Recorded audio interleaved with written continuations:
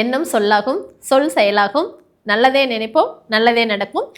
அனைவருக்கும் வணக்கம். நான் உங்கள் ஜோதிடர் ஐஸ்வர்யம் மஞ்சுளா தேவி.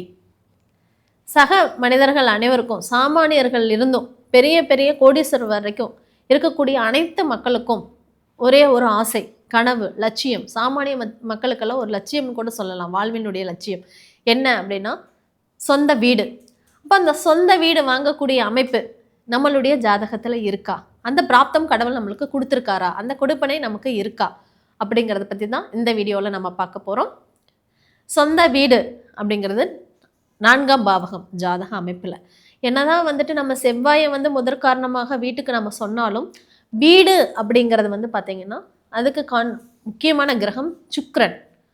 சுக்கிரன், செவ்வாய், சந்திரன், அதேமாரி 4ஆம் இடத்தினுடைய அதிபதி. இவர்களுடைய சம்பந்தங்கள் இருக்கும் பொழுது உங்களுக்கு சொந்த வீடு வாங்கக்கூடிய அமைப்பு ஏற்படும்.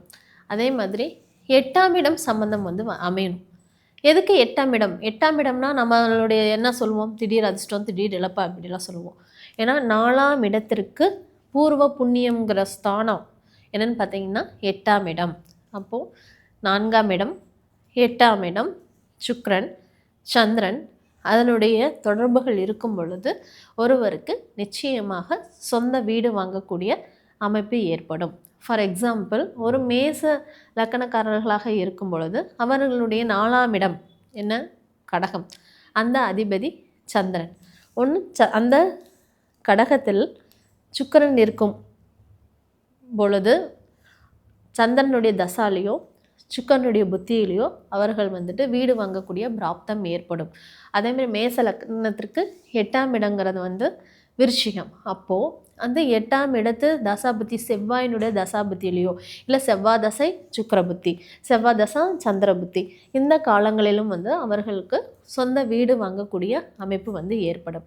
யார் ஒருவருக்கோ 4ஆம் இடம், 4ஆம் இடத்து அதிபதி சுக்கிரன் கெட்டு போயிருந்தால் அவர்களுடைய பெயரில் சொந்த வீடு வாங்கக்கூடாது. வாங்கினா அது நிலைக்காது. அப்போ யாருடைய பேரில் வாங்கலாம்? அப்போ மனைவிக்கு 4ஆம் இடம், திருமணமானவர்களாக இருந்தால் அவர்களுடைய மனைவிக்கு 4ஆம் இடம், 4ஆம் இடத்த அதிபதி சுக்கிரன், இவர்கள் நல்ல நிலைமையில் இருந்தாங்க அப்படின்னா நாம் அவங்களுடைய பெயரில் வாங்கலாம். இப்போது 4ஆம் இடத்து அதிபதி சுக்கிரனுடைய வீட்டில் அமர்ந்தாலோ, இல்லது சுக்கிரன் 4ஆம் வீட்டில் அமர்ந்தாலோ, இல்லை 4ஆம் அதிபதியும் சுக்கிரனும் நல்ல நிலைமையில் ஒரு 9ஆம் இடம் அப்படிங்கிற நல்ல இடத்தில் அமர்ந்தாலோ உங்களுக்கு வீடு வாங்கக்கூடிய அமைப்பு ஏற்படும். அதேமாதிரி ஒவ்வொரு ஜாதகத்தில் நம்ம பல ஜாதகங்களை ஆராய்ச்சி பண்ணி பார்க்கும் பொழுது அந்த 8ஆம் இடத்து தசாபுத்தி காலங்கள் அவர்களுக்கு அந்த வீடு வாங்குங்கிற எண்ணங்கள் அதிகப்படுத்தி கொடுக்கும். அதனுடைய முயற்சிகள் தொடர்ந்து எடுத்துகிட்டே இருப்பாங்க.